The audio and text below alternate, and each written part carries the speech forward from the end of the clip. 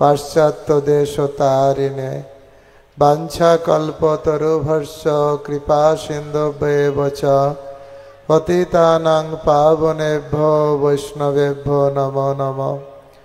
जय श्री कृष्ण चैतन्य प्रभु नित्यानंद श्री अद्वैत गदाधर शिवासादि गौर भक्तवृंद। हरे कृष्ण कृष्ण कृष्ण हरे हरे, हरे राम राम राम हरे हरे।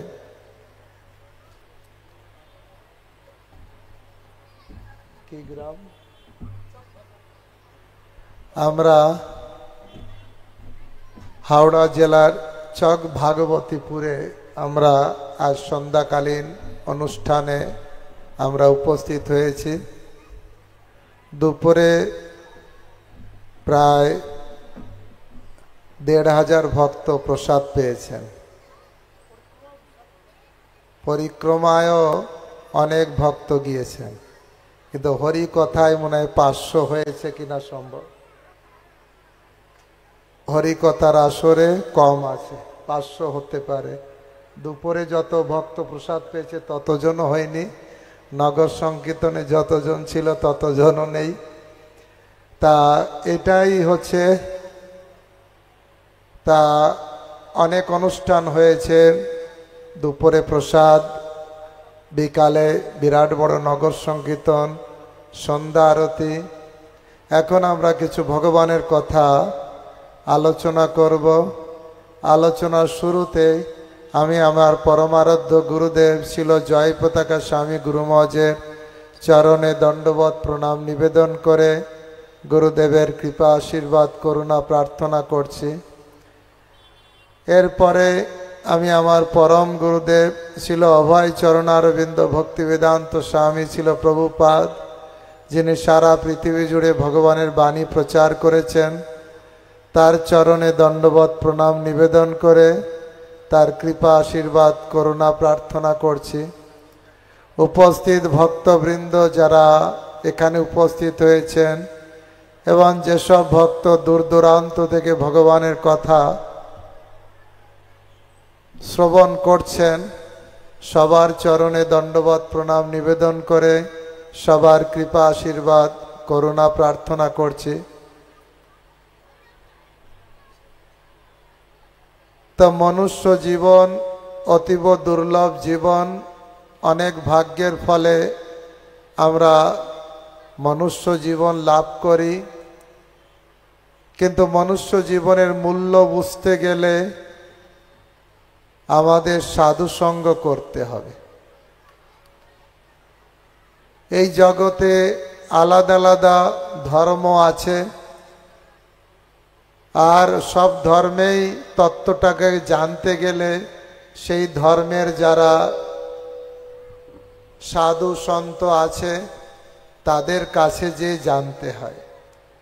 জাগতিক লেখাপড়া যেমন স্কুল কলেজে গিয়ে জানা যায়, আধ্যাত্মিকতা জানতে গেলে সেই ধর্মের ধর্মগুরুদের কাছে সাধুদের কাছে যেতে হয়। কিন্তু দুর্ভাগ্যবশত আমাদের এটাই, সব জায়গায় নয়, অনেক জায়গাতেই হিন্দু ধর্মের এমনই একটা ব্যবস্থা, আপনি পূজা পাঠে হই হুল্লাল অনেকেই করবে, কিন্তু যখন কান দিয়ে শ্রবণ করার সুযোগ আসবে তখন মানুষকে আর পাওয়া যায় না। আর সেই জন্য এই সনাতন ধর্মের এই দুরবস্থা। অন্যান্য ধর্মে দেখবেন আপনাদের আশেপাশেও অন্যান্য ধর্মাবলম্বীরা আছেন, তাদের যখন ধর্মীয় বিষয়ে আলোচনা হয় কত মানুষ চুপ হয়ে শান্তভাবে সেই সব কথা শোনে। আপনারা রাস্তায় যেতে আসতে নিজের চোখে দেখতে পাবেন। গুরুত্ব কোথায় দেওয়া হয়?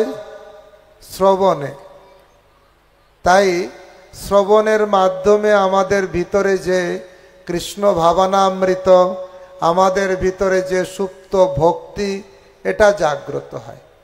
যদি আমরা কান দিয়ে শ্রবণ করব না, শুধু চোখ দিয়ে দেখব বা মহাপ্রভু সংকীর্তন যজ্ঞের কথা বলেছে, এটা খুব ভালো, কিন্তু সংকীর্তন যজ্ঞটা কি, কেন করব, করলে কি হয় যদি না জানবো, তাহলে ওই সেজে গুজে শুধু সংকীর্তনে যোগদান করাটাই হবে, কিন্তু ভিতরের উপলব্ধিটা আসবে না। আসতে গেলে আমাদের ভালো করে শুনতে হবে। মহাপ্রভু এই সংকীর্তন যজ্ঞ কেন করেছিলেন, কেন, এই উদ্দেশ্যটা কি, কি করে এই সমাজ আরো উন্নত হতে পারে, ভগবত ভজন করা কত প্রয়োজন। আমি দুপুরে আমার ঘরে একটা ছেলে এসছে, জিজ্ঞাসা করছে, প্রভু ভগবানকে কি দেখেছেন? আমি বলেছি, আমি দেখলে তোমার কি লাভ হবে? তারপরে আবার কথাটা উল্টে দিয়ে বলছে, ভগবান নিরাকার না সাকার? কেউ বলছে নিরাকার, কেউ বলছে সাকার। আমি বলছি, তুমি কতদূর পড়াশোনা করেছো? বলছে, আমি গ্রাজুয়েট কমপ্লিট করেছি। একবারও কি গীতা পড়েছো? বলছে না। নিজে আবার বলছে গীতা আছে, অনেক রকমের গীতা, গীতার সার আছে। আমি কি গীতার সারটা পড়েছো? তাও পড়িনি। আমি বললাম, 15 বছর ধরে তুমি পড়াশোনা করলে, হিন্দু ঘরে জন্ম নিলে, কিন্তু একবার পড়ে দেখলে না গীতাতে কি আছে। এই হচ্ছে আমাদের সমাজ ব্যবস্থা, যেখানে মুসলমান ঘরে আপনি জিজ্ঞাসা করবেন, বাবা তোমার ঘরে কোরআন আছে? কি বলবে? হ্যাঁ আছে। পড়েছো? বলবে হ্যাঁ পড়েছি। অনেক হিন্দু ঘরে আপনি গীতা খুঁজে পাবেন না। যদি পানও, যদি জিজ্ঞাসা করা হয় গীতা পড়েছেন, না না না, গীতা শালু কাপড় দিয়ে সুন্দর করে আমার সিংহাসনে রাখা আছে, আমি পূজা করি, ফুল তুলসী দিই। গীতা কি শুধু পুজো করার জন্য? না, অধ্যয়ন করার জন্য, জ্ঞান লাভের জন্য। অর্জুন অত বড় যোদ্ধা ছিলেন, অত বড় শক্তিশালী যোদ্ধা ছিলেন, যখনই দেখলেন কিংকর্ত বিমূঢ় হয়েছেন, তখন ওনার কাণ্ডীপটা খসে পড়ছে, ওনার মুখ শুকিয়ে আসছে, অঙ্গ জ্বালা করছে। গীতার প্রথম অধ্যায় বিষাদ যোগে দেখবেন অত বড় শক্তিশালী ব্যক্তি কত দুর্বল হয়ে গেছে। আবার শক্তি কোথায় পেল? যখন কৃষ্ণের কাছ থেকে শুনল, কৃষ্ণের কাছ থেকে শুনলেন। তাই শ্রবণ মঙ্গলম, ব্রজের গোপীরা কৃষ্ণকে বলছেন, তব কথামৃতম তপ্ত জীবনম, আপনার কথারূপ অমৃত এই জড় জগতে তাপক্লিষ্ট মানুষের কাছে এক অমৃত স্বরূপ। আমরা কষ্ট পাই, কিন্তু এতই বোকা, আমরা কষ্টের সমাধানের চেষ্টা করি না। বলে হ্যাঁ, আমাদের কষ্টের সমাধানের চেষ্টা করি। যখন রোগ হয় ডাক্তারখানায় যাই, সমস্যা হলে কারো কাছে যাই। কিন্তু ভক্তগণ, আমাদের সবার জন্য কিছু মৌলিক সমস্যা আছে। ওটায় আমেরিকায় যারা জন্ম নিয়েছে তাদেরও সমস্যা, রাশিয়ায় যারা জন্ম নিয়েছে তাদেরও সমস্যা, ভারতবর্ষে যারা জন্ম নিয়েছে তাদেরও সমস্যা। একটু বুদ্ধি দিয়ে বিচার করতে হবে। এই 4টে সমস্যা মৌলিক সমস্যা। জন্ম, আমরা জন্মের সময় কত কষ্ট পাই, একটু বিচার করলে বুঝতে পারা যায়। এখানে আলো বাতাস আছে, তাই 1 ঘন্টার জায়গায় যদি বলা হবে 5 ঘন্টা বসতে হবে, তাই অনেকে অস্বস্তি ফিল করবেন। যদি বলা হবে 5 ঘন্টা নয় 5 দিন বসতে হবে, রাজি থাকবেন? যদি বলা হয় 5 দিন নয় 10 মাস 10 দিন বসতে হবে, এভাবে না, মাথাটা নিচের দিকে দিয়ে পাটা উপর দিকে দিয়ে একটা চামড়ার থলের ভিতর আপনাকে ঢুকিয়ে রাখব, রাজি হবেন? কেউ রাজি হবেন? আমরা কি সেই কষ্টকর অবস্থায় ছিলাম না?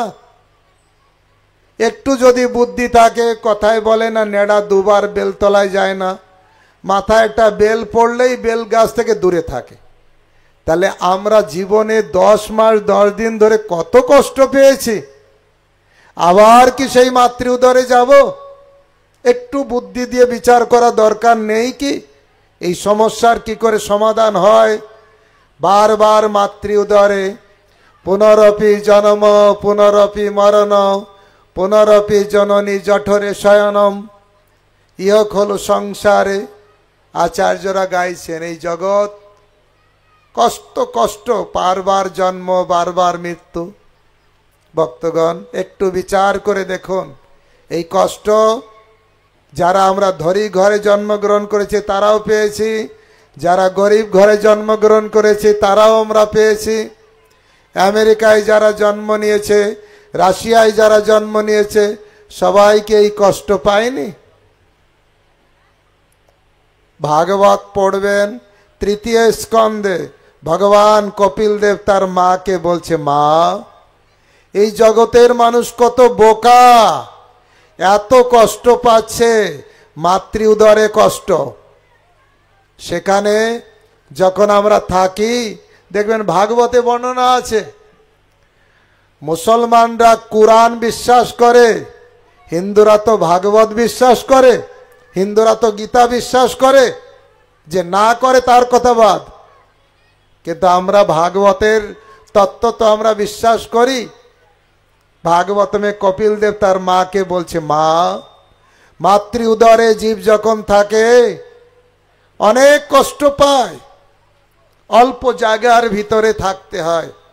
আপনারা এখন তো বৈজ্ঞানিক উপায়ে ছবি দেখতে পান, হাজার হাজার বছর আগে ভাগবতে বর্ণনা দিয়েছেন 1 মাস বয়সে তার কি কি হয়, 2 মাস বয়স হলে সন্তানের কি কি অঙ্গ গঠন হয়, যা এখন বৈজ্ঞানিকের সঙ্গে মিলছে। হাজার হাজার বছর আগেই বলে দিচ্ছে, সত্য কথা।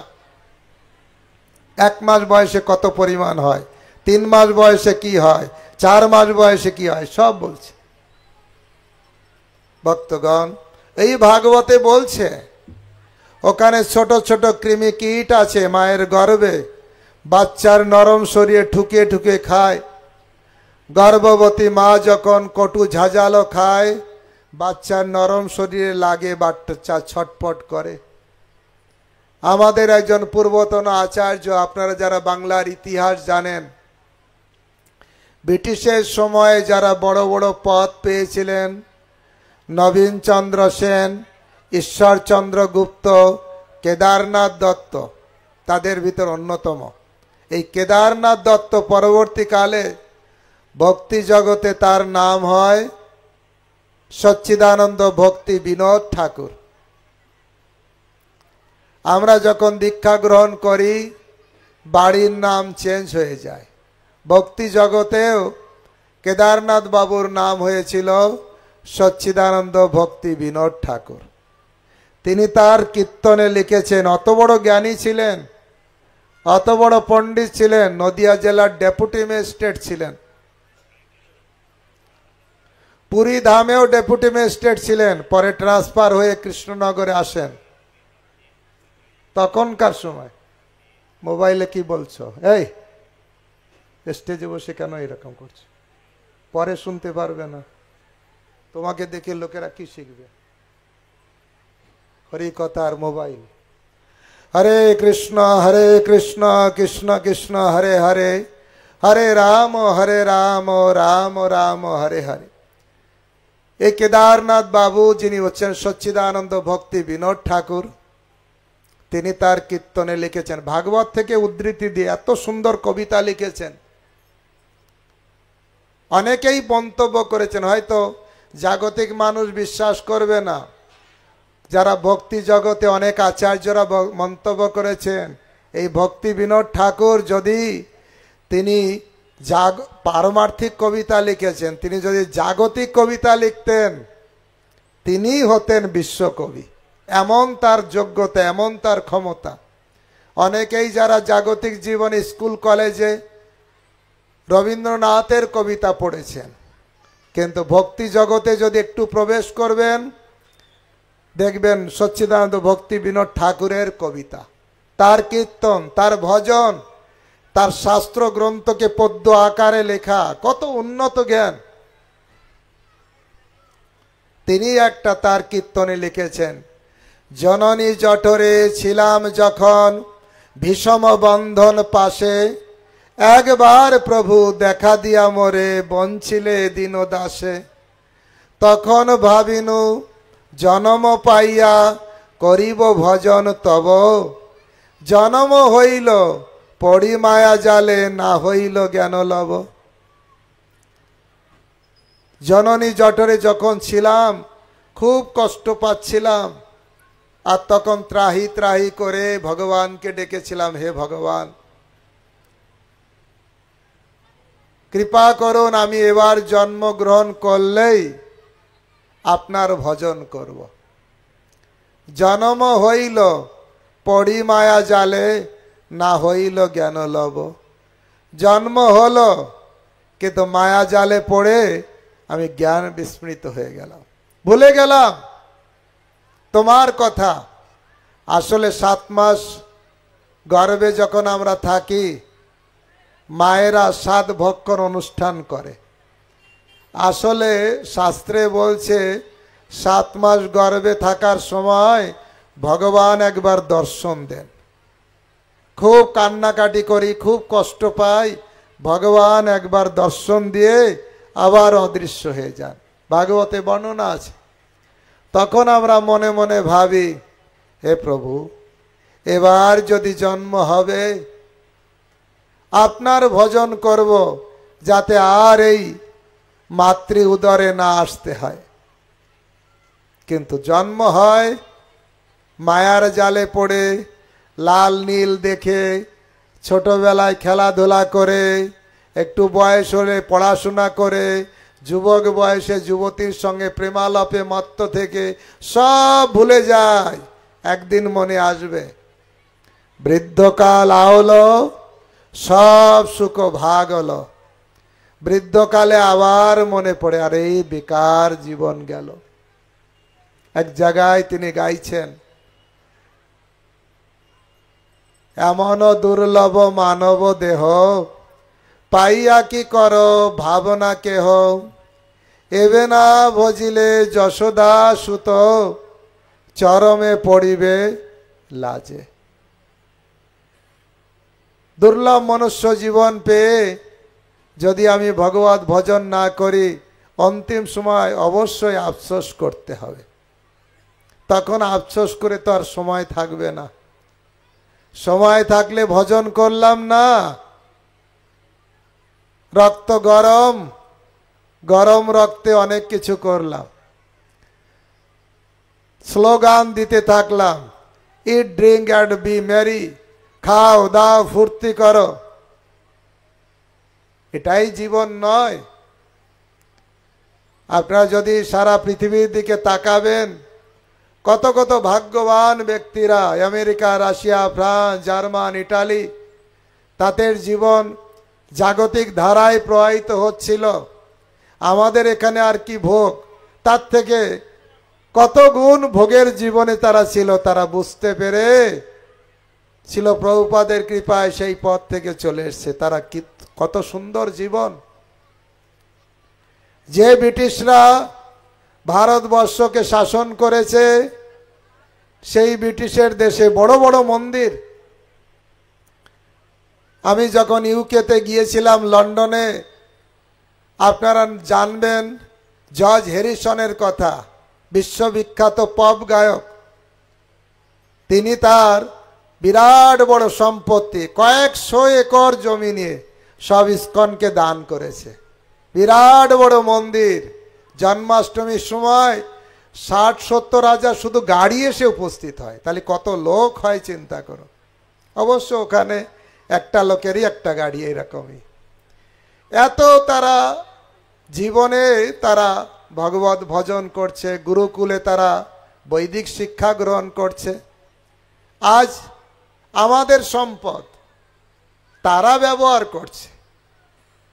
Gita, Bhagavata America, Russia, France, German, UK সব জায়গায় এত প্রচার হচ্ছে, অথচ আমাদের ভারতবর্ষ বাংলার অনেক হিন্দু বাড়িতে এখনো গীতাই নেই।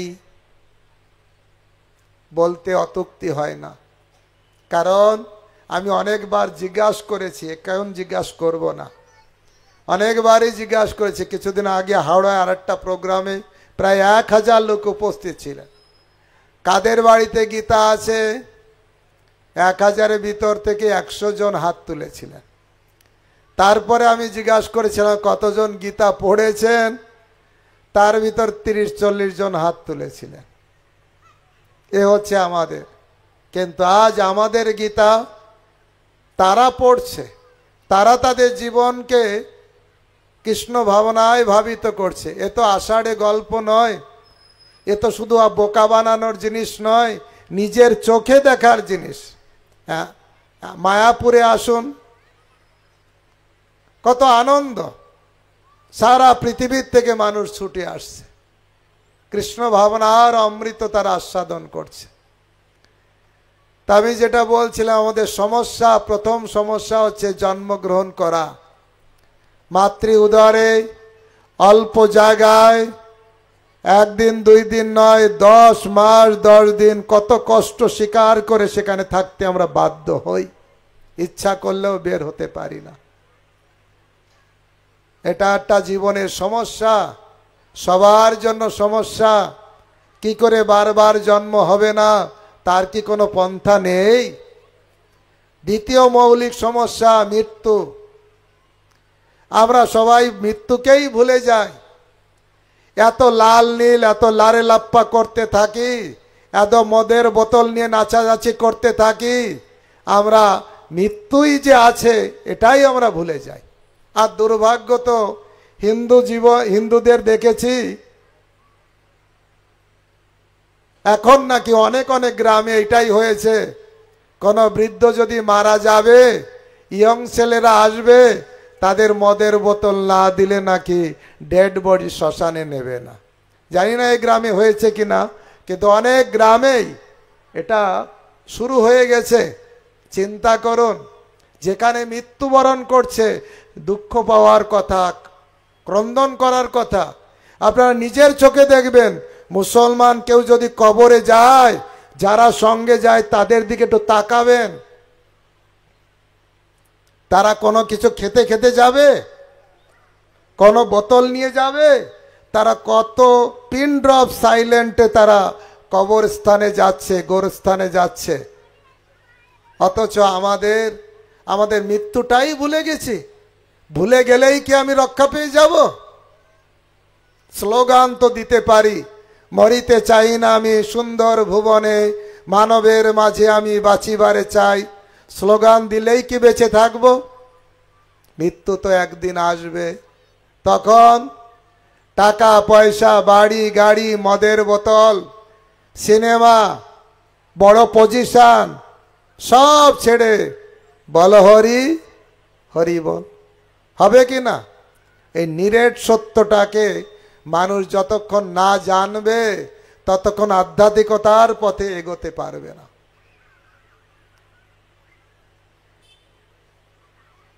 বর্ণনা আছে, কমল দল জল জীবন টলমল। পদ্ম পাতায় জল রাখলে জলটা কেমন করে? টলমল করে। যে কোনো মুহূর্তে টুপ করে পড়ে যায়। আমাদের জীবনে স্থায়িত্ব সেই রকম।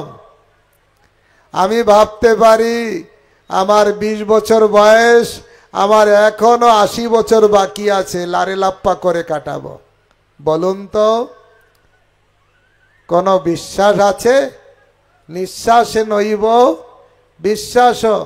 এখানে যারা আপনারা বসে আছেন, দাঁড়িয়ে আছেন, প্রত্যেকের জীবনে উদাহরণ আছে। আপনি কাউকে না কাউকে দেখেছেন যে সময় তার মৃত্যু হওয়ার কথা ছিল না, তার অনেক আগেই মৃত্যু হয়েছে। দেখেছেন না?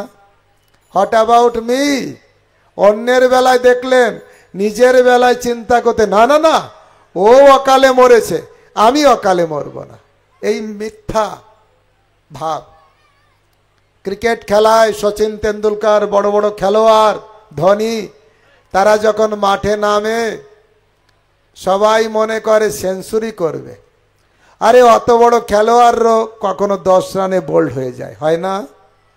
তা ভক্তগণ, আমরা অনেক কেরামতি দেখালাম, মেডিকেল ক্লেম করে রাখলাম, ইন্স্যুরেন্স করে রাখলাম, মনে হয় আমি ঠিক বাঁচব। কত ধনী লোকের ঘরের ছেলে মারা যাচ্ছে। নলিনী দল জলমতি তরলম তদবধি জীবনায় অতিশয় চপলম ক্ষণমীয় সজ্জন সঙ্গতি রেখা ভবতি ভবার নবনে তরণী নৌকা। শঙ্করাচার্য গাইছেন যে পদ্মপাতার জলের মতন জীবন টলমল করছে, কিন্তু এই জীবনে যদি আমি সাধু সঙ্গ লাভ করি তাহলে সহজেই ভবনদী পার হতে পারি। সাধু সঙ্গ দেওয়ার সুযোগ থাকলেও, নেওয়ার সুযোগ থাকলেও অনেকে এটাকে খুব অ্যাভয়েড করে চলে। আর তাতে কি লাভ হবে? টেলিভিশন তো সিরিয়াল প্রতিদিনই চলছে, ঘরের নাটক তো প্রতিদিন চলছে। একটু নাটক ছেড়ে একটু সাধুর কাছে বসলে লাভ ছাড়া কিছু ক্ষতি হবে না। ভক্তগণ, মনুষ্য জীবন পেয়েছি, যে কোনো মুহূর্তে মৃত্যু, আর মৃত্যুর সময় আনন্দের নয়। দেখবেন না অনেকেই পায়খানা প্রস্রাব করে ফেলে আর বলে আই দেখ কারা এসছে, কে এসছে। আর তার ছেলে তার মেয়ে পাশে দাঁড়িয়ে বলে বাবা বা মা আমরাই তো তোমার কাছে। বলে না, তোরা না, দেখ কারা এসছে। মৃত্যুর পথযাত্রী আসল লোকটাকে দেখতে পায়, কে? যমদূত। বিরাট বড় বড় চোখ, বড় বড় শিং, কিম্বুত কিমাকার, ধরে জমপুরীতে নিয়ে যাবে। তখন বুঝতে পারে হায় হায় এতদিন তো পাপ কর্ম করে কাটালাম, এখন তো রেহাই দেবে না।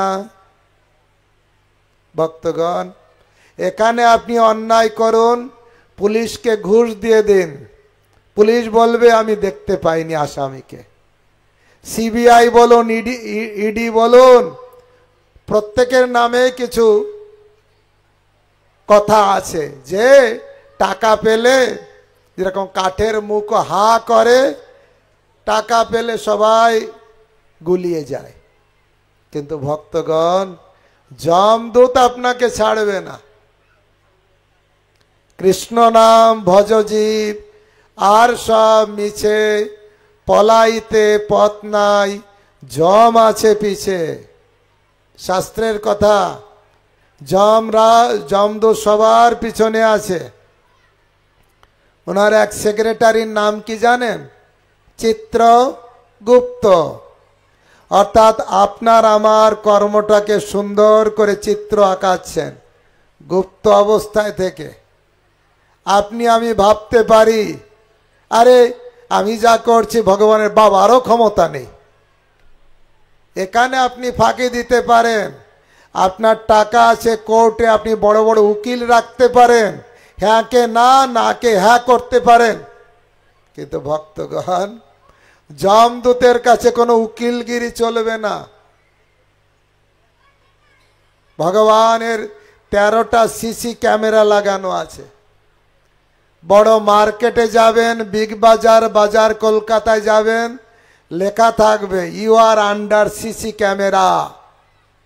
ঠিক সেরকম আমরা সবাই ভগবানের 13টা সিসি ক্যামেরার আন্ডারে আছি। নাইট ভিশনও আছে, রাত্রের অন্ধকারে কিছু পাপ কর্ম করলে ভগবানেরও চোখ সেখানে আছে। দিনের বেলায় তো সূর্য আছে, রাত্রে চাঁদ আছে, আর এই বাতাস, এই মাটি, এই আকাশ, সব কিছুতে ক্যামেরা। ভক্তগণ, মৃত্যু যখন আসবে অনেক কষ্ট। আমি কালকে মনে হয় বলছিলাম কোথায়, অনেক টাকা পয়সা খরচা করে সুন্দর বাড়ি করলেন, আমার সুন্দর বাড়ি, তার একটা অহংকার। মৃত্যু যখন হবে আপনাকে কি বাড়িতে বসে রাখবে? যদি কোনো ছেলে একদিনও ধরে রাখে, পরের দিনই গ্রামবাসীরা এসে বলবে আরে বাসি মরা হবে, হটাও বাড়ি থেকে। আপনাকে পুড়িয়ে দেবে বা আমাকে পুড়িয়ে দেবে, একটা ছবি বাড়িতে ঝুলবে। নতুন নতুন যে মারা যায় তার একটা ছবি ঝোলে। নেক্সট জেনারেশন আসবে, জিজ্ঞাসা করবে কে? তার বাবা বলবে এ তোর দাদু। দাদু না এই বাড়িটা করেছিল, দাদু না এত টাকা, আমাদের যে কোটি কোটি টাকা সব দাদুই করে দিয়েছে, এত বড় আমাদের ব্যবসা তোর দাদুই হচ্ছে প্রোপাইটার, তার ছবি। তখন কি বলবে জানেন? মরা মানুষের ছবি কেন ঝুলে রেখেছেন? হটাও, শাহরুখ খানের ছবি ঝুলাও, উত্তম কুমারের ছবি ঝুলাও, সচিন তেন্ডুলকারের ছবি ঝুলাও। দেখুন বাড়িতে বাড়িতে যে দেখুন, যারা মারা গেছে তার ছবি কেউ স্মৃতিতে রেখে দিয়েছে সামনে? কেউ রাখবে না। অর্থাৎ আপনাকে আমাকে কেউ মনে রাখবে না। বাংলায় একটা কথা আছে, চাচা আপন প্রাণ বাঁচা। আপনি যা করবেন ওটাই আপনার সঙ্গে যাবে। আর কর্ম অনুসারে হয় নরকে ফুটন্ত তেলে ছটফট করতে হবে, ভালো কর্ম ভগবত ভজন করলে সোজা গোলক ধামে যাবেন। পাপ কর্ম করলে বলে না পাপে ছাড়ে না বাপেকে, কথাটা অনেকের বিশ্বাস নাও হতে পারে, কিন্তু নিরেট সত্য। পাপ বাপকেও ছাড়বে না। ভাগবতে বর্ণনা আছে, এই কপিল দেব, কপিল মুনি ভগবান তার মাকে বলছেন, মা মৃত্যুর পরে যারা ভজন সাধন করেনি তাদেরকে নিয়ে যাওয়ার জন্য রাস্তা দিয়ে টানতে টানতে নিয়ে যায়। নিচেই ফুটন্ত বালু, উপরে সূর্যের তাপ, দুই দিকে আগুন জ্বলছে। ফুটন্ত অবস্থার ভিতরে কষ্ট করে টানতে টানতে নিয়ে যায়, কয়েক লক্ষ কিলোমিটার ধরে টেনে টেনে নিয়ে যায়। জল চাইলে জল দেয় না, সপাং সপাং বাড়ি দেয়। তারপরে নিয়ে যে কোথায় বসায় জানেন? জমপুরিতে, তাও বর্ণনা আছে। একদম আগুন, ফুটন্ত অঙ্গার, কি বলে আগুনের যে কাঠের যে আগুন, আগুন একদম দপদপ দপদপ করছে, তার উপরে বসো। তারপরে তো ফুটন্ত তেল রেডি থাকে, মাছ ভাজার মতন ভাজতে থাকে। ঘুষ দিলে তেলটা কি ঠান্ডা করবে? আমি জানি না। রিলায়েন্স কোম্পানির মালিক বীরুভাই আম্বানি হাজার হাজার কোটি টাকার মালিক ছিলেন, তিনিও কমায় গেলেন, মৃত্যুবরণ করলেন। জানি না তিনি স্বর্গে গেছেন কি নরকে গেছেন। যদি ধরে নি নরকে গেছেন, আর ফুটন্ত তেলে তাকেও ফুটতে হবে। আর তিনি যদি যমদূতকে বলে ফেলে, বাবা আমার তেলটা একটু ঠান্ডা করো, আমার ছেলে মুকেশ আম্বানি, অনিল আম্বানি, তাকে আমার কথা বলো, তুই 400 কোটি টাকা তোমাকে ঘুষ দেবে, একটু ঠান্ডা করে দাও না, শুনবে? শুনবে না। অনেকেই বলে থাকে, আরে মরার পরে কি হবে কে দেখবে? সত্যি কথা বলে, মরার পরে কেউ দেখার থাকবে না। আপনি এখন বেঁচে আছেন, শরীর খারাপ হয়েছে, ভালো হসপিটালে আপনার ট্রিটমেন্ট হবে, ভিজিটিং আওয়ারে ছেলে যাবে, মেয়ে যাবে, নাতি যাবে, কেউ দাদু দাদু বলবে, কেউ বাবা বাবা বলবে, কেমন আছো কেমন আছো। কিন্তু মরার পরে আপনাকে একা একাই টানতে টানতে নিয়ে যাবে। বেশি দূর গেলে এই শ্মশান পর্যন্ত আপনি যেতে পারবেন বাবার সঙ্গে, তারপরে বাবার সঙ্গে যেতে পারবেন না। যমদূত নেবে আর জমপুরিতে ফুটন্ত তেলে ফেলবে, কোনো ছেলে যাবে দেখতে, বাবা তোমার কষ্ট হচ্ছে, বলবে কেউ? এই জগতে 2 দিনের জগতে বাবা সেজেছি, মা সেজেছি, ছেলে সেজেছি, মেয়ে সেজেছি, দাদু সেজেছি, ডাডু ডাডু, কত 2 দিনের নাটক। এই স্টেজে দেখবেন নাটক হবে 1 ঘন্টার নাটক, অনেকে অনেক কিছুর অভিনয় করবে। নাটক শেষে গ্রিন রুমে ড্রেস চেঞ্জ হলে ওই ড্রেসের সঙ্গে ওই নাটকের সঙ্গে মিল নেই সে। ভক্তগণ, আমরাও এই জগতে 50 বছর 100 বছরের জন্য নাটক করি, অভিনয় করি। এই জগতে কেউ কারো নয়। 2 দিনের জন্য আমরা কিছু বাবা হয়ে বসি, মা হয়ে বসি, কিন্তু একদিন সবাইকে ছাড়তে হবে। চলে যাওয়ার পরে আর কাউকে খুঁজে পাবেন না, মাথা খুঁটলেও তাকে পাবেন না। তার কর্ম অনুসারে সে গেছে, আপনার কর্ম অনুসারে আর এক জায়গায় যেতে হবে। তাই ভক্তগণ, মৃত্যু কষ্টকর, জন্মগ্রহণ করাটা কষ্টকর, মৃত্যুবরণ করাটা আরো কষ্টকর।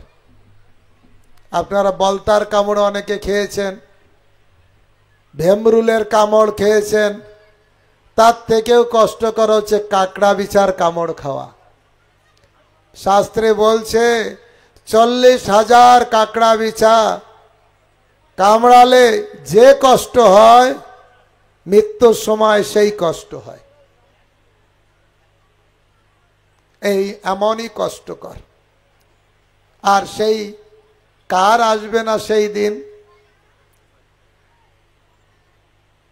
সেই জন্য যুধিষ্ঠির মহারাজকে ধর্মরাজ যক্ষ জিজ্ঞাসা করেছিলেন, সেই কাম্যবনে যখন, আপনারা জানেন মহাভারতের কাহিনী, যেখানে যুধিষ্ঠির মহারাজের জল পিপাসা পেয়েছিল, ভীম গিয়েছিল জল আনতে, বলেছে প্রশ্নের উত্তর দাও তারপরে জল পান করো।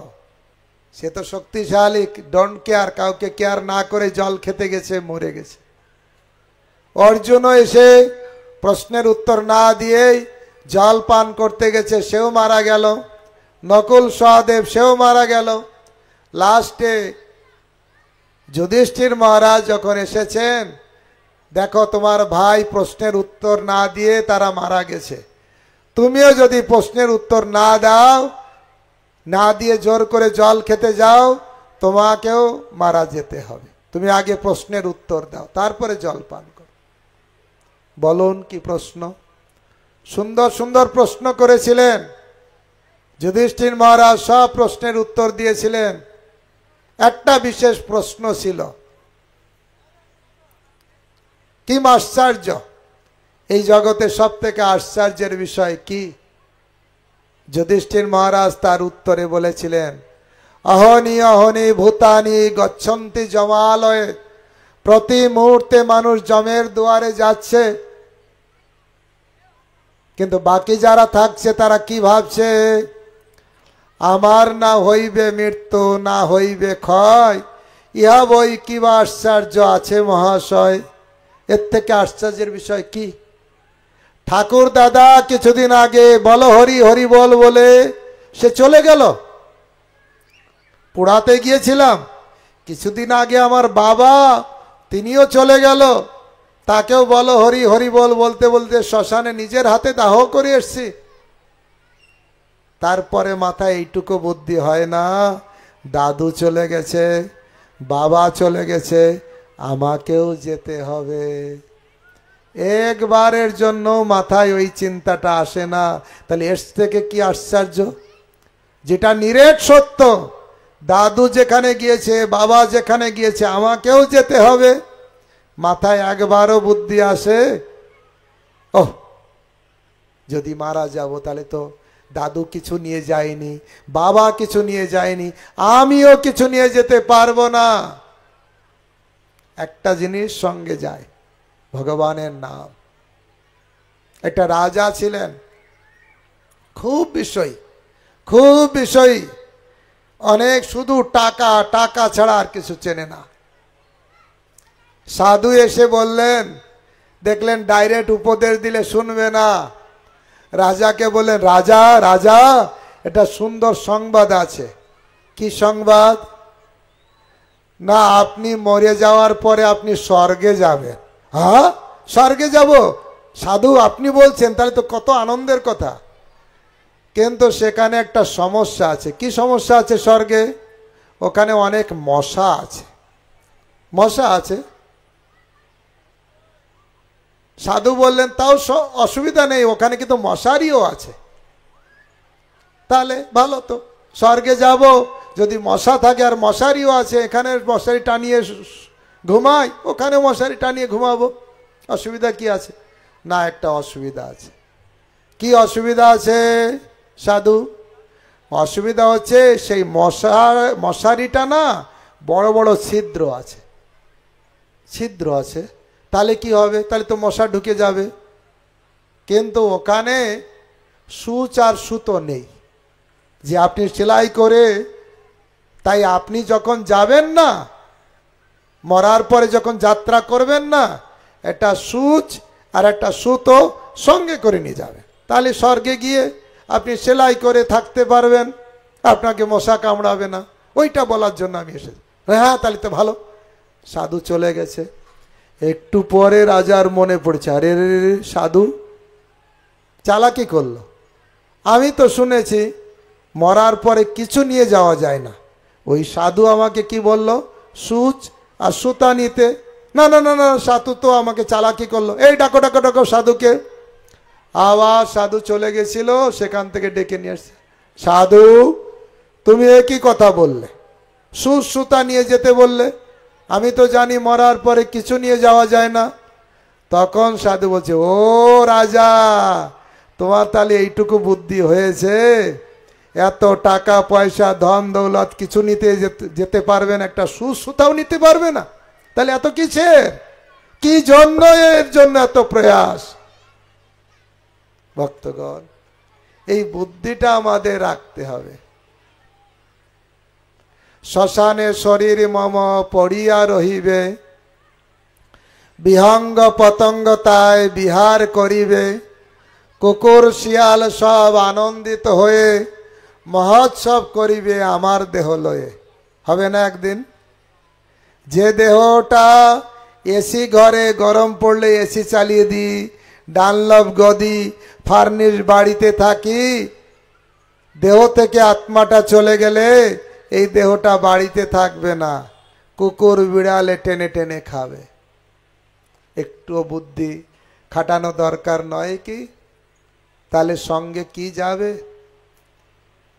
দেখুন ভক্তগণ, দেহের একটা খাদ্য আছে, আত্মার একটা খাদ্য আছে। দেহের খাদ্য আলাদা, আত্মার খাদ্য আলাদা। এখানে একটা গাড়ি দাঁড়িয়ে আছে, গাড়ির ড্রাইভার আছে, ড্রাইভারের খাদ্য আলাদা, গাড়ির খাবার আলাদা, নাকি একই? না, আলাদা। তা আমাদের এই দেহটা ঠিক গাড়ির মতন। গাড়িতে দেখুন দুটো হেডলাইট আছে, আমাদের দুটো চোখ আছে। গাড়ির চারটে চাকা আছে, আমাদের তো দুটো চাকা আছে। গাড়ির রেডিয়েটর আছে, পাম্পিং করে, আমাদেরও হার্ট আছে, পাম্পিং করে। অ্যাজ ইট ইজ গাড়ি, কিন্তু গাড়িটা দাঁড়িয়ে আছে, ড্রাইভার ছাড়া এক চুলও চলবে না। ঠিক আমাদের এই দেহরূপ গাড়ির ভিতরে দেহি আছে, আত্মা। আত্মা না থাকলে দেহের ফুটো পয়সা মূল্য থাকবে না। আমরা অনেক সময় স্লাইড শো দেখাই বড় বড় সেমিনারে, দেহের কতটা মূল্য। বিংশ শতাব্দীর একজন বিজ্ঞানী দেহ নিয়ে ল্যাবরেটরিতে রিসার্চ করে দেখছেন, যা কিছু আয়রন কিছু ফসফরাস আলাদা কন্টেন্টস পেয়েছে, সব মিলে তার বাজার দাম করেছে 350 টাকা। কত হয়েছে? 350 টাকা। এই 350 টাকার একটা চামড়ার থলির জন্য আমরা কত চিন্তা করি। এর ভিতরে যে দেহি আছে, আত্মা, তার জন্য চিন্তা করি না। আরো সহজে উদাহরণ দিলে বুঝতে পারবেন, একটা গাড়ির অ্যাক্সিডেন্ট হয়েছে, মার্সিডিজ কার, মার্সিডিজ কারের যে মালিক ও গাড়িতে ছিলেন, আর কিছু ওনার কর্মচারী সঙ্গে ছিলেন, কিন্তু মালিক হচ্ছে ধনী, তার কোটি কোটি টাকার মার্সিডিজ কার, কিন্তু গাড়ির অ্যাক্সিডেন্ট হওয়াতে গাড়ি ভেঙে গেছে, 2-3 জন মারা গেছে, 2-3 জন ইনজোর হয়েছে। 2-3 জন যে মারা গেছে তার ভিতরে গাড়ির মালিক অর্থাৎ সব থেকে বড় ধনী সেই লোকটা আছে। আপনারা বলুন, 3 জন মারা গেছে, 3 জন ইনজোর হয়েছে, যে মারা গেছে তার ভিতরে কোটিপতি মালিক আছে, কিন্তু ইনজোর যে 3 জন হয়েছে তারা লেবার। গ্রামবাসীরা দৌড়ে আসবে, কাদের নিয়ে ব্যস্ত হবে? কোন 3 জনকে নিয়ে বলুন, কোন 3 জনকে নিয়ে? যে 3 জন মারা গেছে ধনী লোক তাকে নিয়ে, না যে 3 জন ইনজিওর হয়েছে, আদমরা হয়েছে, হসপিটালে নিয়ে গেলে বাঁচবে তাদেরকে নিয়ে? যারা মারা যায়নি, ইনজিওর হয়েছে, হসপিটালে নিলে বাঁচবে, মানে তাদের ভিতরে আত্মাটা আছে, তাই তাদের নিয়ে দৌড়াদৌড়ি করবে। মালিক যার ডেড বডি হয়ে পড়ে আছে, কোটি কোটি টাকার মালিক থাকলেও তাকে কেউ অত ভ্রুক্ষেপ করবে না, কারণ আত্মা অলরেডি চলে গেছে, ওই দেহের মূল্য নেই। এই জন্য আমরা অনেক সময় স্লাইড শোতে দেখাই, এই যে সচিন তেন্ডুলকার বলুন, কোটি কোটি টাকার সে অ্যাডভার্টাইজ দেয় বা ধনী, এবং তার মূল্য কত, কিন্তু যখন মারা যাবে তার দেহের মূল্যটা ওই 350 টাকার 1 পয়সাও বেশি হবে না। তাই আমরা দেহ নিয়ে চিন্তা করব না দেহের ভিতরে যে আত্মা আছে তাকে নিয়ে চিন্তা করব? দেহটা যত সুন্দর মার্সিডিজ কারের মতন হোক না কেন, ড্রাইভার বা দেহি না থাকলে চলবে না। তাই আত্মার গুরুত্ব বেশি। আমি ড্রাইভারকে বললাম তুমি আমার গাড়ি চালাও, গাড়ির ফুয়েল শেষ হচ্ছে, পেট্রোল পাম্পে পেট্রোল ডিজেল ভরছি, কিন্তু ড্রাইভারকে খেতে দিচ্ছি না। এক সময় দেখা গেল গাড়িটা দাঁড়িয়ে গেছে। আরে গাড়ি তো সব কিছু ঠিক আছে, গাড়ি কেন চলছে না? না, ড্রাইভারের খেতে দিতে ভুলে গেছি, আর সেই জন্য গাড়ি আর চলছে না, ড্রাইভার মারা গেছে। ভক্তগণ, ড্রাইভার হচ্ছে দেহি, তার খাদ্য দেওয়ার প্রয়োজন আছে, কিন্তু আমাদের এই সমাজ ব্যবস্থা এত সুন্দরভাবে দেহটার সেবা করে, কিন্তু দেহির কথা একটুও চিন্তা করে না। স্কুল কলেজ ইউনিভার্সিটিতে যাবেন, কি বিষয়ে আপনার আলোচনা হবে? দেহ ভালো থাকবে, কোথায় কাটাকাটি করলে কি হবে, কিন্তু সব কিছু করলেও কিন্তু দেহটা একদিন কাজ করে না, অর্থাৎ আত্মার অনুপস্থিতিতে। ইম্পর্টেন্ট হচ্ছে আত্মা। আরো উদাহরণ দেওয়া হয়েছে, একটা বাড়িতে লোক একটা সুন্দর পাখি পুষেছে, আর প্রতিদিন খাঁচার ভিতর যে পাখিটা আছে সে প্রতিদিন খাঁচাটাকে পরিষ্কার করে, প্রতিদিন ব্রাশ দিয়ে খাঁচা পরিষ্কার করে, আর ফলস্বরূপ কি হলো? পাখিকে খেতে দেয় না। একদিন দেখা গেল খাঁচা পরিষ্কার, কিন্তু ভিতরে পাখিটা মরে গেছে। কি লাভ হলো? ভক্তগণ, আমাদের সমাজ ব্যবস্থায় বেশিরভাগই এই খাঁচাকে পরিষ্কার করা, সুন্দর রকমারি করা। দেখুন আমরা পোশাক পরি, শরীরটাকে কত যত্ন নেই, রাত দিন 24 ঘন্টা শরীর সম্পর্কে কত সচেতন। ঠিক রাখতে হবে, অসুবিধা না হয়, সুন্দর আরামে রাখতে হবে। ভক্তগণ, দেহের ভিতর যদি সেই দেহিটা না থাকে, তাহলে বাড়িতে তো এই দেহ থাকবে না। আপনারা জানেন, একবারের কথা মনে পড়ছে, আমার গুরু মহারাজ বলছিলেন, মহানায়ক উত্তম কুমার ওনার একবার দুরারোগ্য ব্যাধি হয়, ক্যালকাটার সবথেকে হার্ট স্পেশালিস্ট ডাক্তার ওনাকে দেখছিলেন। লাস্টে ডাক্তারবাবু উত্তম কুমারকে বললেন, আপনাকে আমি আর বাঁচাতে পারবো না। তখন উত্তম কুমার ডাক্তারবাবুর হাত ধরে চিৎকার করে করে বললেন, ডাক্তারবাবু আপনি আমাকে বাঁচান, কত টাকা চান দেব, বাঁচান বাঁচান, এই বলতে বলতে মারা গেলেন। আনন্দবাজার পত্রিকার রিপোর্টার এসে ডাক্তারবাবুকে বললেন, ডাক্তারবাবু এত বড় একজন নাম করা পেশেন্ট, আপনি তাকে বাঁচাতে পারলেন না, আপনার ডাক্তারি লাইফে এটা কি ডিসক্রেডিট নয়? আপনার কি লজ্জা লাগছে না? উনি বাঁচাতে পারলেন না। না, আমার কেন লজ্জা লাগবে? আমি ইতিপূর্বে অনেকবার বাঁচিয়েছি, লাস্টে একবার বাঁচাতে পারলাম না। এখানে যারা আমরা আছি সবার জন্য এরকম একটা দিন আসবে, ডাক্তারখানা, ওষুধপত্র, টাকা পয়সা সব থাকবে, কিন্তু আমাকে চলে যেতে হবে। ডাক্তার বলবে আর পারলাম না, একটা দিন, লাস্ট দিন বলবে কি বলবে না? কত টাকা দিয়ে আপনি বেঁচে থাকতে পারবেন, কত প্রিমিয়াম ভরে মেডিকেল ইন্স্যুরেন্স করে আপনি বেঁচে থাকতে পারবেন। ধনে যদি প্রাণ দিত, ধনী রাজা না মরিত। টাকা পয়সায় যদি সব হতো, টাটা বিড়লা রতন টাটাকে মরতে হতো না, তাকেও মরতে হলো, এত টাকার মালিক। ভক্তগণ, মৃত্যু যেদিন আসবে সবাইকে ছেড়ে যেতে হবে। আর এটা যে কবে আসবে কোনো গ্যারান্টি নেই, আজ আসতে পারে, কালও আসতে পারে, যে কোনো মুহূর্তে। তাই মৃত্যু নির্মম সত্য। ইংরেজিতে একটা কথা আছে, অ্যাজ ট্রুথ অ্যাজ ডেথ। কোনো সত্য ঘটনা বলতে বলি এই জিনিসটা এত সত্য, ঠিক মৃত্যুর মতন সত্য।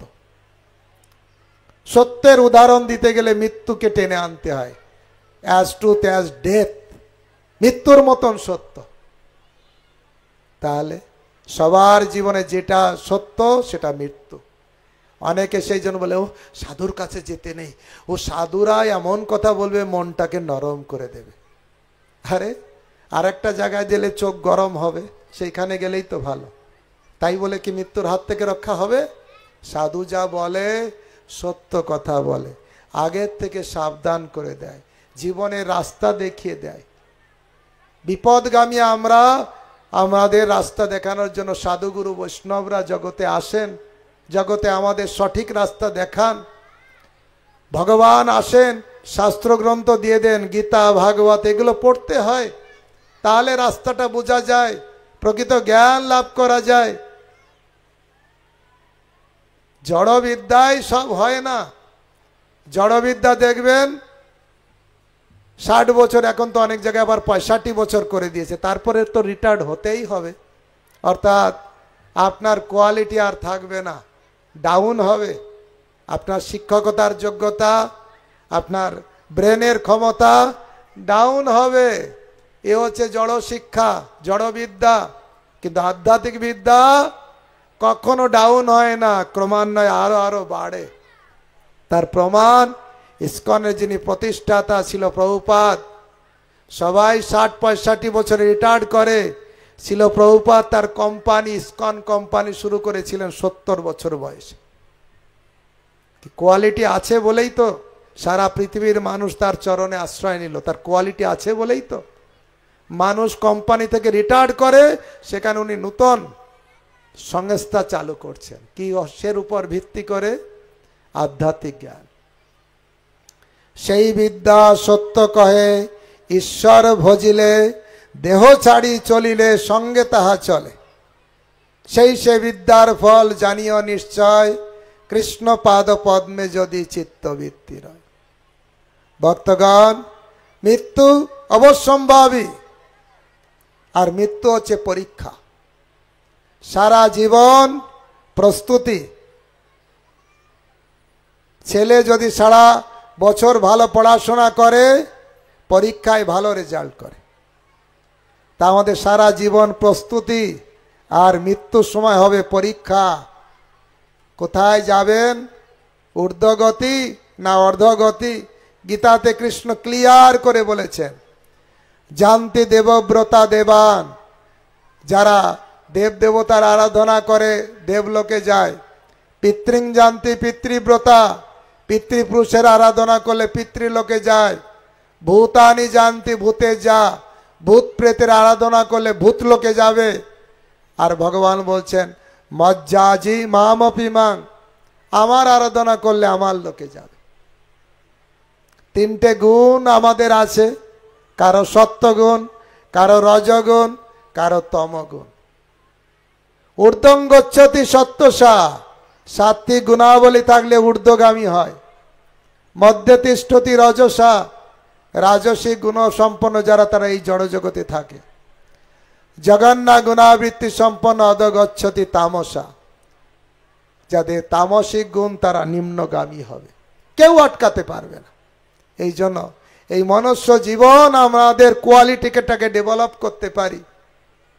কার কাছে কোয়ালিটি ডেভেলপ হবে? চোর ডাকাত বদমাইশের কাছে গেলে কোয়ালিটি ডেভেলপ হবে না সাধুর কাছে গেলে কোয়ালিটি ডেভেলপ হবে? এই জন্য এই ভারতবর্ষের ইতিহাসে দেখবেন বড় বড় ধনী ঘরের ছেলেরা ভগবত ভক্তি সাধন করার জন্য গৃহ পরিত্যাগ করে সাধুর কাছে চলে গেছেন। মাত্র 500 বছর আগের কথা। এই বাংলার নবাব ছিলেন হোসেন শাহ, তারই প্রধানমন্ত্রী ছিলেন সনাতন গোস্বামী, তারই অর্থমন্ত্রী ছিলেন রূপ গোস্বামী।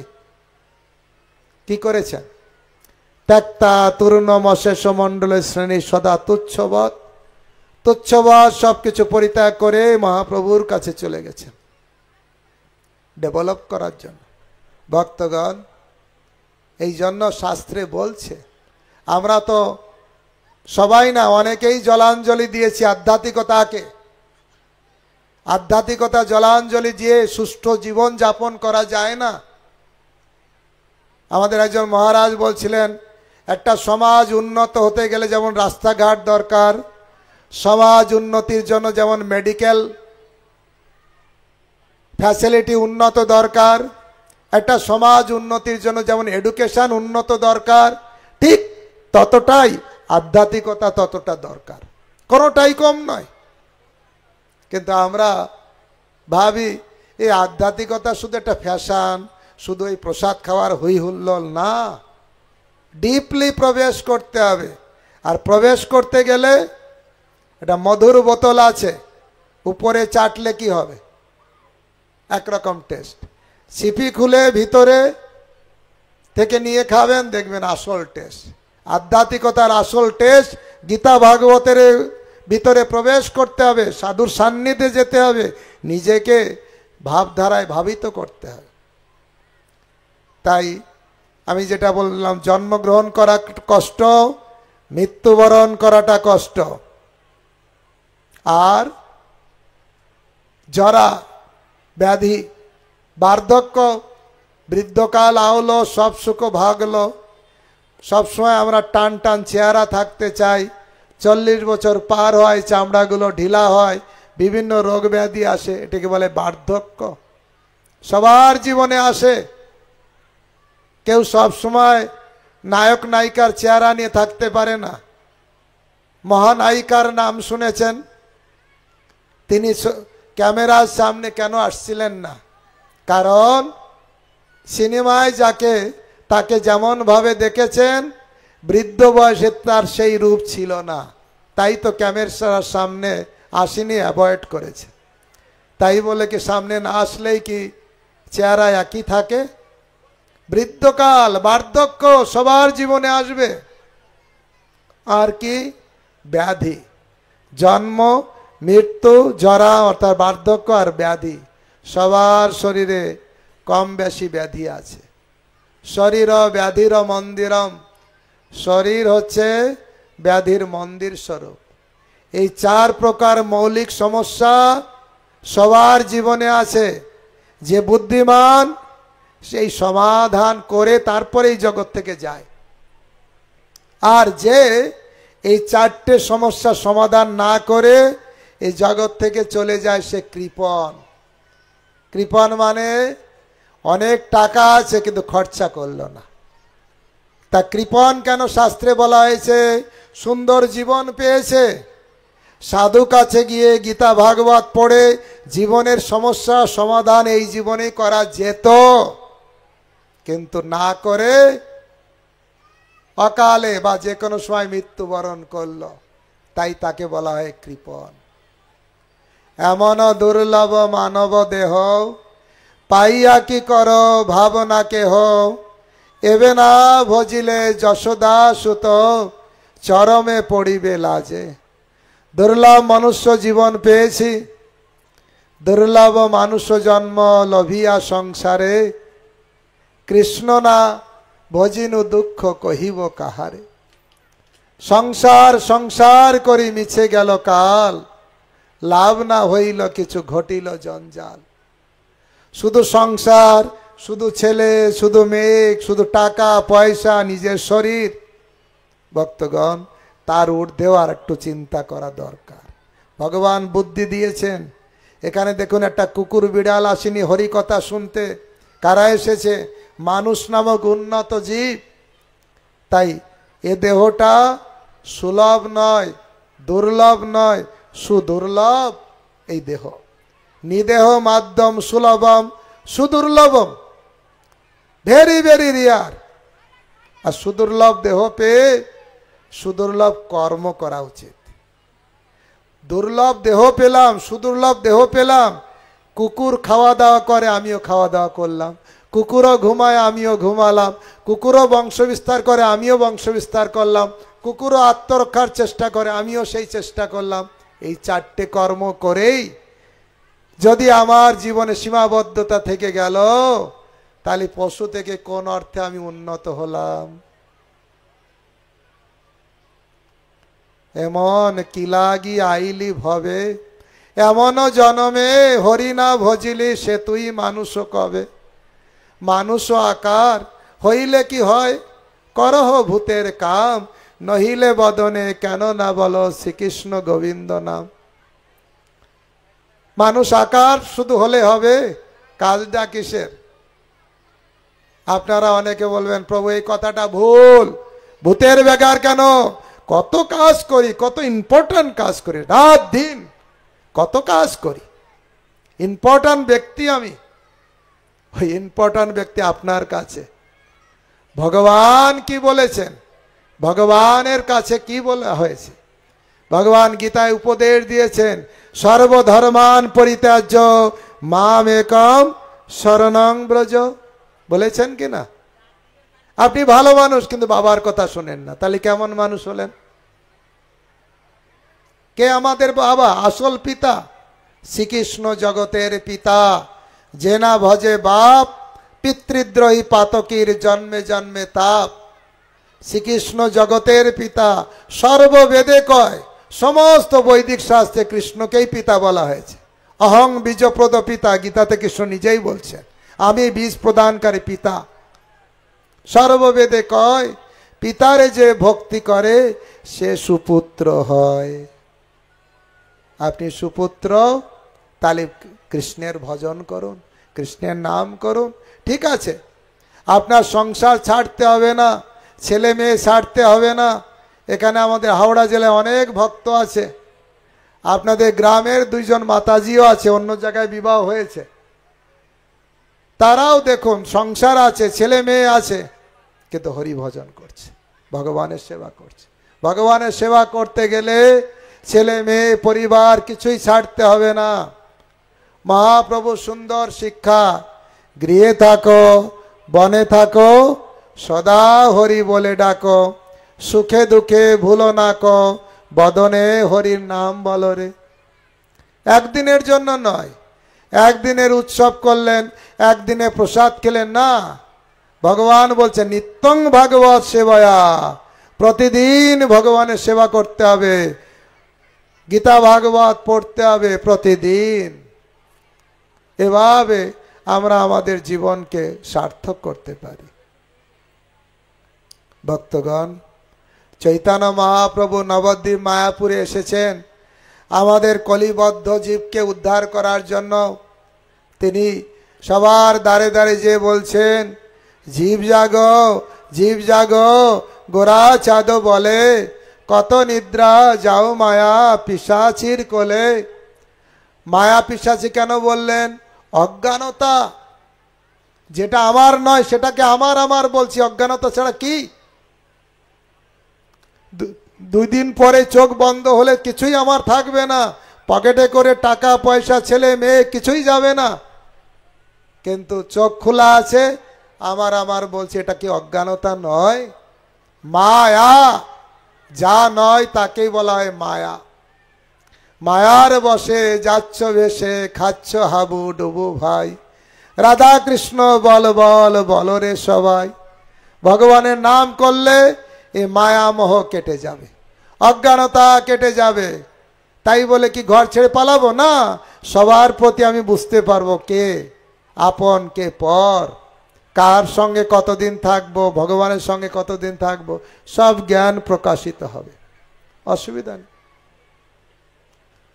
ভক্তরা এই জগৎ থেকে চলে যায়নি, এই জগতের ভিতরেই আছে, সবার সঙ্গে মিলেমিশে চলছে, কিন্তু জানে আসল আপন কে। অবাস্তব এই জগতে কৃষ্ণ এব বাস্তব বস্তু। এই অবাস্তব নিত্য অনিত্য এই জগতে কৃষ্ণ একমাত্র বাস্তব নিত্য সত্য বস্তু। ভক্তগণ, মনুষ্য জীবন আমরা পেয়েছি, এই ভগবানকে জানার চেষ্টা করতে হবে। আমরা কয়েকদিন ধরে চৈতন্য চরিতামৃতে আলোচনা করছি মধ্যলীলা, যেখানে ভগবানের সঙ্গে আমাদের কেমন সম্বন্ধ হওয়া উচিত। মহাপ্রভু স্বয়ং ভগবান এই বাংলার যিনি প্রধানমন্ত্রী ছিলেন সনাতন গোস্বামী, তাকে 2 মাস ধরে শিক্ষা দিচ্ছেন। আমাদেরও জানা দরকার। মহাপ্রভু সনাতন গোস্বামীকে লক্ষ্য করে দিয়েছেন আমাকে জ্ঞাতার্থে জানার জন্য, কিন্তু আমরা বাংলায় জন্ম নিলাম, বাংলা ভাষাভাষী, চৈতন্য চরিতামৃত জানলাম না, চৈতন্য ভাগবত পড়লাম না, না না গীতা পড়লাম না, না আমি অনেক নাটক নভেল পড়েছি, অনেক রচনাবলী আমার পড়ে শেষ হয়েছে, আমি খুব শিক্ষিত ঘরের ছেলে। ওই শিক্ষা আপনার কতটা কাজে লাগবে যদি আপনি গীতা পড়লেন না, ভাগবত পড়লেন না, যদি আপনি চৈতন্য চরিতামৃত পড়লেন না, যদি আপনি হৃদয়ের সুপ্ত কৃষ্ণ প্রেমকে জাগ্রত করলেন না, তাহলে কাম ক্রোধের লাথি খেয়ে খেয়ে একদিন শ্মশানে যেতে হবে। ভক্তগণ, মনুষ্য জীবন দুর্লভ জীবন, পিউরিফিকেশনের জীবন। আমরা ইচ্ছা করলে এই জীবনকে পরম পবিত্র স্তরে নিয়ে যেতে পারি সাধু সঙ্গে। সাধু হচ্ছে পরশ পাথর, তার কাছে যেতে হয়, লোহাও সোনা হয়ে যায়। তাই ভক্তগণ, আমাদের কর্তব্য সাধু সঙ্গে কৃষ্ণ নাম এই মাত্র চাই, সংসার জিনিতে আর কোনো বস্তু নাই।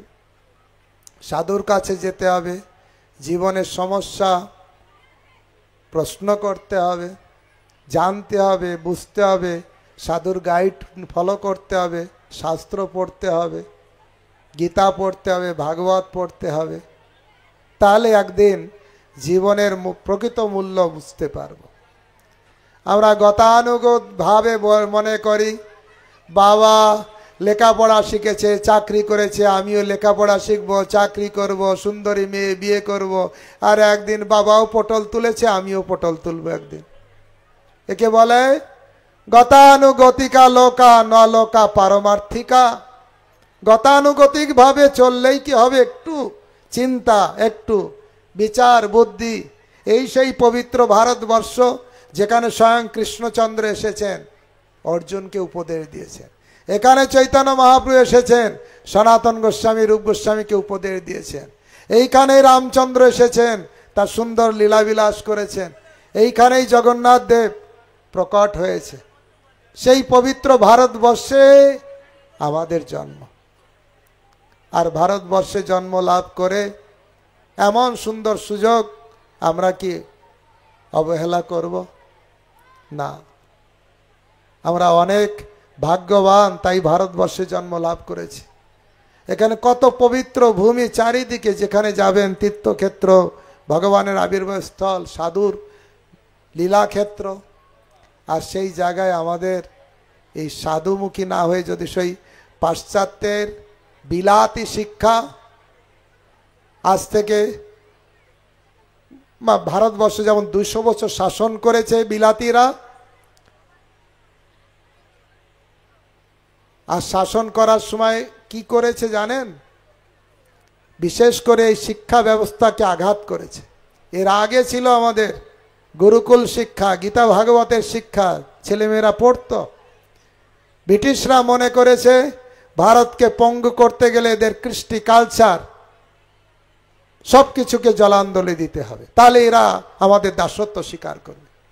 তাই বিলাত থেকে বিশেষ বিশেষ ব্যক্তিকে নিয়ে এসেছে। তাদের নিয়ে এসেছে একটাই উদ্দেশ্য, এখানে বিলাতি শিক্ষা ঢোকাও আর এই বৈদিক শিক্ষা হটাও। আর তারাই বড় বড় ইউনিভার্সিটি খুলে বলেছে শিক্ষিত হতে গেলে আমাদের ইউনিভার্সিটিতেই পড়তে হবে, নয়তো তোমাদের শিক্ষার কোনো মূল্য নেই, বাধ্য হয়ে। কিন্তু সৌভাগ্যবশত ব্রিটিশরা 200 বছর শাসন করে ওরা চলে গেছে, কিন্তু দুর্ভাগ্যবশত ব্রিটিশদের আত্মা এখনো ভারতে ঢুকে আছে। ওরা চলে গেছে কিন্তু ওদের শিক্ষাটাকে এমন করে ঢুকিয়ে দিয়েছে, সেই আত্মা, তাদের আত্মা এখনো ঘুরে বেড়াচ্ছে, সেই শিক্ষাটাকে এখনো রেখে দিয়েছে। মুসলমানরা দেখবেন তার কোরআন শিক্ষা, কই হিন্দুদের কোনো শিক্ষা আছে? গীতা ভাগবতের শিক্ষা আছে? আমি দেখছিলাম হুগলিতে এক জায়গায় লেখা আছে, আপনার ছেলেকে যদি কোরআন পড়াতে চান এই নাম্বারে ফোন করুন, আমি বাড়িতে গিয়ে কোরআন পড়িয়ে দিয়ে আসবো। আপনার গ্রামে কোথাও কোনো পোস্টার দেখতে পাবেন, গীতা পড়তে চান, আপনার বাড়িতে গিয়ে গীতা পড়িয়ে দিয়ে আসবো। যদি পোস্টার 10টা 20টা থাকেও কেউ একবার ফোন করবে না, বলবে খাল কেটে কুমির আনবো নাকি, আমার ছেলেকে গীতা পড়াবো? ছেলে মাথা খারাপ হয়ে যাবে, এই মায়াপুর বলবে।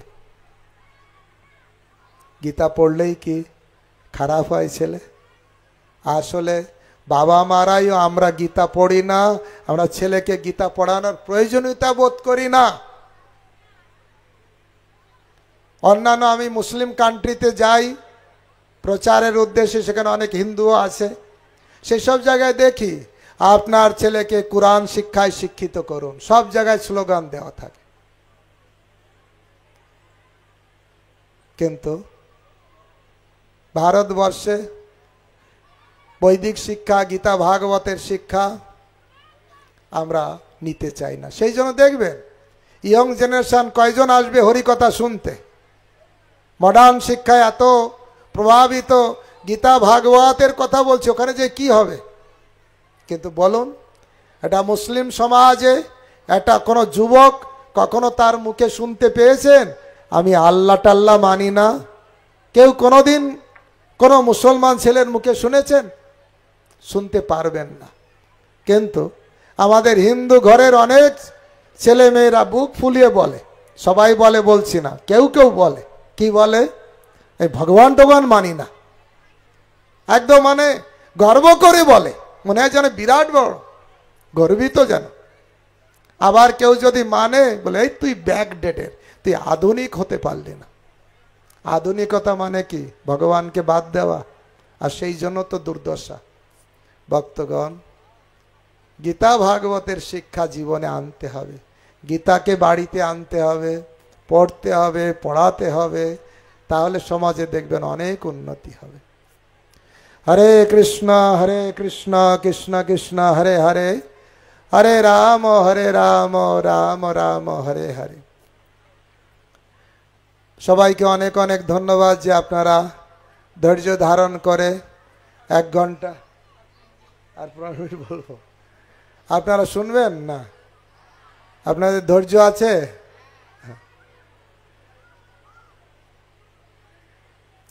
ভক্তগণ, চৈতন্য মহাপ্রভু এসেছেন আজ থেকে 500 বছর আগে। তিনি এসে আমাদেরকে সেই শিক্ষা দিলেন, সেই গীতা ভাগবতের শিক্ষা তিনি নিজে আচরণ করলেন, তিনি শিক্ষা দিলেন, তিনি সবাইকে শিক্ষা দিলেন যে গীতা পড়তে হবে, ভাগবত পড়তে হবে, ভগবানের নাম করতে হবে। তাই মনুষ্য জীবন আমরা যদি সার্থক করতে চাই, আমাদের অনেক সৌভাগ্য। এক হচ্ছে ভারতবর্ষে জন্মগ্রহণ করেছি, এক হচ্ছে গৌরমণ্ডল ভূমিতে জন্মগ্রহণ করেছি, বিশেষ করে এই বাংলায়, যেখানে কলিযুগের স্বয়ং ভগবান গৌরাঙ্গ মহাপ্রভু এসেছে। আর তিনি নবদ্বীপে লীলা বিলাস করেছেন, তিনি সবাইকে উপদেশ দিয়েছেন। প্রভু কহে কহিলাম এই মহামন্ত্র, ইহা জপ গিয়া সবে করিয়া নির্বন্ধ, ইহা হইতে সর্বসিদ্ধি হইবে সবার, সর্বক্ষণ বলইতে বিধি নাহি আর, কি ভোজনে কি শয়নে কিবা জাগরণে, অহর্নিশি চিন্ত কৃষ্ণ বল বদনে। কলিযুগে সহজ পন্থা মহাপ্রভু এনে দিলেন। সত্য যুগে ভগবানকে লাভ করতে গেলে 60,000 70,000 বছর ধরে ধ্যান করলে ভগবানকে পাওয়া যেত। দ্বাপর যুগ ত্রেতা যুগে ভগবানকে পেতে গেলে বড় বড় যজ্ঞ করলে ভগবানকে পাওয়া যেত। দ্বাপর যুগে ভগবানকে পেতে গেলে অর্চন করতে হতো। কলিযুগের মানুষ ভালো অর্চন করতে পারে না, যজ্ঞ করতে পারবে না। বয়স তো 50-60 বছর হলেই তো বলহরি হয়ে যায়, 60,000 70,000 বছর পাবে কি করে ধ্যান করার জন্য? এই জন্য মহাপ্রভু আমাদের সহজ সরল শ্রেষ্ঠ পন্থা দিয়েছে। হরের নাম হরের নাম হরের নাম ঐব কেবলম, কলৌ নাস্তেব নাস্তেব নাস্তেব গতির অন্যথা। কলিযুগে হরিনাম ছাড়া আর কোনো গতি নেই। হরে কৃষ্ণ কৃষ্ণ কৃষ্ণ হরে হরে, হরে রাম রাম রাম হরে হরে। প্রভু কয়ে কহিলাম এই মহামন্ত্র, অন্য মহামন্ত্র না, এই মহামন্ত্র, এটাই জপ করতে বললেন। এমন হরিনাম কর সার, এভাব সাগর হবে বালুচর, হাটিয়া হই বিপার। ভব নদী একদম বালুর চর হয়ে যাবে, হেঁটে হেঁটে গড়াতে গড়াতে পার হতে পারবে যদি হরিনাম সার করা যায়। হরিনাম করতে গেলে বাড়ি ঘর সব ছেড়ে মঠ মন্দিরে যেতে হবে এরকম কথা নয়। মহাপ্রভুর শিক্ষা বাড়িতে থেকেও হরিনাম করতে পারেন, ভগবানের ভজন করতে পারেন, গৃহস্থ জীবনেও ভগবানকে লাভ করতে পারেন। ধর্ম কর্ম এ জপ এ তপ জ্ঞান যোগ জাগ সার, নহি নহি নহি কলিতে কেবল উপায় গোবিন্দ নাম। ধর্ম কর্ম যাগ যজ্ঞ এই কলিযুগের পন্থা নয়। কি পন্থা? হরিনাম। তাই ভক্তগণ সহজ মহাপ্রভু দিয়েছেন, যে কেউ চলতে ফিরতে খেতে শুতে হরিনাম করতে পারে, ভগবানের কে লাভ করতে পারে। সহজ পন্থা, কোনো কষ্ট নেই। ইহার দাসে হরের দাসে যা কিছু আছে সব মনে করতে হবে কৃষ্ণের। আর বাড়িটা কৃষ্ণের, টাকা পয়সা কৃষ্ণের, আমি কৃষ্ণের, ছেলে মেয়েরা সব কৃষ্ণের। এটা করলেই সন্ন্যাসীর মতন জীবন হয়ে গেল। তাই বলছে আদর্শ গৃহস্থ জীবন সন্ন্যাস জীবনের মতন পবিত্র। সব কিছু ভগবানের চরণে যে অর্পণ করে তার জীবন পরম পবিত্র হয়ে ওঠে। তাই শুধু একটা জিনিস করতে হবে, আমার আমার, এটাকে বাদ দিয়ে কি করতে হবে? তোমার তোমার। মা রস দেহ গেহ য কিছু মোর, অর্পিনু তুয়া পদে নন্দ কিশোর।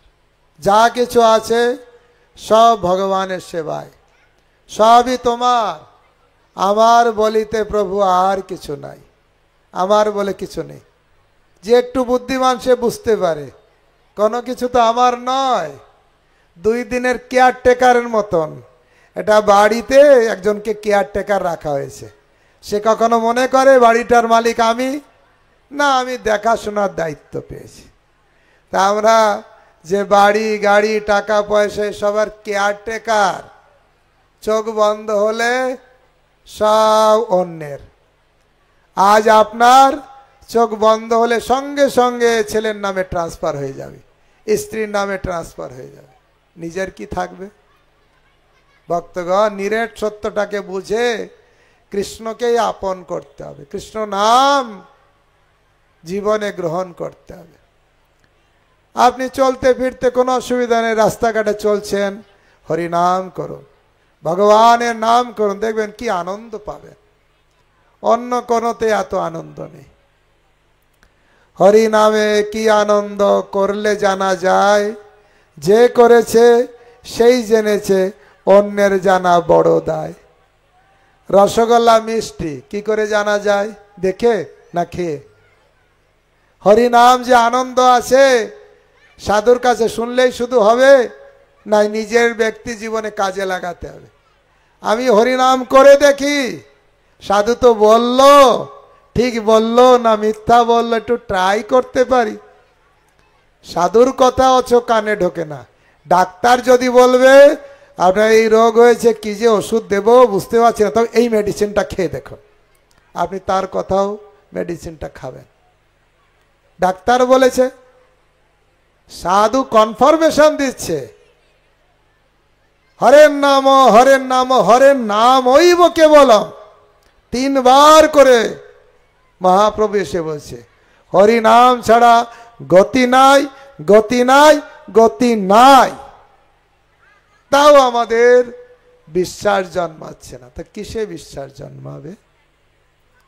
ভক্তগণ, আপনারা যে যেখানে আছেন বাড়িতে থাকুন, অসুবিধা নেই।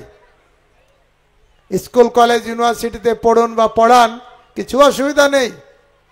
কিছু সময় সারা দিনের ভিতরে একটু শিডিউল করুন, কিছু সময় ভগবানের জন্য দিন। 10 মিনিট, 20 মিনিট, আধা ঘন্টা, 1 ঘন্টা, যত ব্যাংকে টাকা রাখবেন তত আপনার ভালো। তা ঠিক সেরকম হরিনাম যত করবেন তত ভালো। ব্যাংকে টাকা রাখলেও তো নিশ্চয়তা নেই, সারদায় নারদায় রাখলে তো আরো অবস্থা খারাপ। কিন্তু একটা জায়গায় যদি রাখেন, আপনার কনফার্মেশন কেউ নিতে পারবে না, ছেলে মেয়েরাও নিতে পারবে না। কোন জায়গায়? হরে কৃষ্ণ ব্যাংকে। আর কি রাখতে হবে? টাকা নয়, ডলার নয়, পাউন্ড নয়, ইউরো নয়, হরে কৃষ্ণ মহামন্ত্র। যত হরিনাম করবেন তত আপনার হরে কৃষ্ণ ব্যাংক ব্যালেন্স হবে, ওটা আপনার পথের সহায় হবে। বলে না মরার সময়, মরে গেলে লোককে নিয়ে যাওয়ার সময় বলে না, রাম নাম সত্য হয় और সব ঝুটা হয়। সত্য হচ্ছে ভগবানের নাম, আর সব বেকার। কিন্তু মরার পরে বললে কি আর হয়? অনেক সময় ডেড বডিকে নিয়ে যায়, বলো হরি হরি বল, তাকে হরি বল বলতে বলছে, বলো চলে যাচ্ছ তো একটু হরি বল বলো। যখন নিয়ে যায় পালকির মতন করে, মাথাটা তো বাঁধে না, শরীরটাকে বাঁধে, মাথাটা এরকম করে। তখন একজন বলে, দেখো দেখো তো সারা জীবন হরি নাম করিনি, মরার পরে যখন বলছে বলো হরি হরি বল, আর মাথা নাড়ছে, বলবো না বলবো না বলবো না বলবো না, মাথাটা এমনিতেই নড়ে। আর লোকেরা বলছে দেখো দেখো। তা আসলে তাই, সময় গেলে হরি ভজন আর তো হবে না, মরে যাওয়ার পরে আর হবে না। যতদিন বেঁচে আছি ততদিন কিছু ভগবানের নাম গুণগান শ্রবণ কীর্তন গীতা ভাগবত অধ্যয়ন করে যাই, তাহলে জীবনের সার্থকতা হবে। ঠিক আছে ভক্তগণ, হরে কৃষ্ণ কৃষ্ণ কৃষ্ণ হরে হরে, হরে রাম রাম রাম হরে হরে। এরপরে আপনাদের আরো অনেক প্রোগ্রাম আছে, আপনারা বসে শুনুন, আস্বাদন করুন। সবাইকে অনেক অনেক ধন্যবাদ যে আপনারা ধৈর্য ধারণ করে আমার মতন অধম ব্যক্তির কাছ থেকে কৃষ্ণ কথা শুনলে